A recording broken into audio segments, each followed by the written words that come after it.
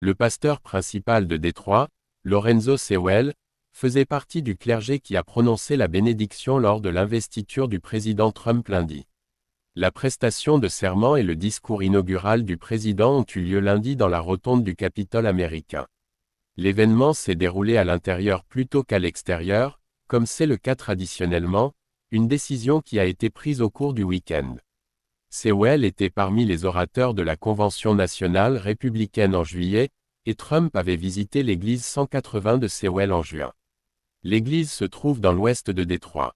Lors de son discours au Capitole, Sewell a cité le regretté leader des droits civiques, le Dr Martin Luther King Jr. La date de l'investiture cette année coïncidait avec la fête fédérale en l'honneur de King. Vous trouverez ci-dessous une transcription complète de la prière de Sewell. Prions pour notre 47e président. Père Céleste, nous sommes si reconnaissants que tu aies donné à notre 45e et maintenant à notre 47e président un miracle millimétrique. Nous sommes reconnaissants que tu sois celui qui l'a appelé pour un moment comme celui-ci. Que l'Amérique recommence à rêver. Nous prions pour que nous accomplissions le vrai sens de notre credo, que nous tenions ces vérités pour évidentes, que tous les hommes sont créés égaux. Nous prions pour que tu utilises notre président, que nous vivions dans une nation où nous ne serons pas jugés par la couleur de notre peau mais par le contenu de notre caractère. Père Céleste, au nom de Jésus, nous sommes si reconnaissants aujourd'hui que tu utilises notre 47e président pour que nous puissions chanter avec un sens nouveau.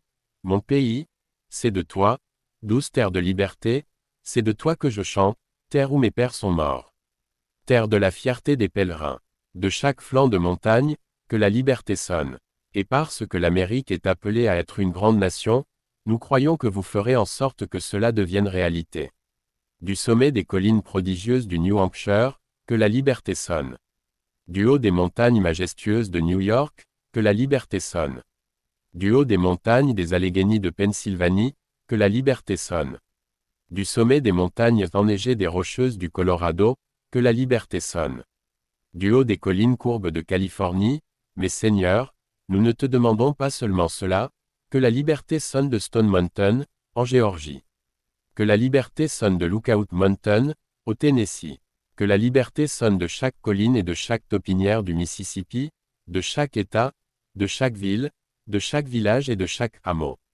Et lorsque nous ferons sonner la liberté, nous pourrons accélérer ce jour où tous vos enfants, hommes noirs et hommes blancs, protestants et catholiques, juifs et gentils pourront chanter au sens de ce vieux chant spirituel noir, enfin libre, enfin libre.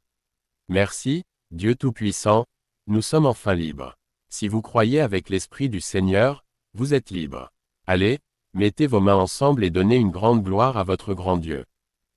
N'oublie pas d'abonner pour plus d'informations. Apprécie notre recherche avec un j'aime. Merci.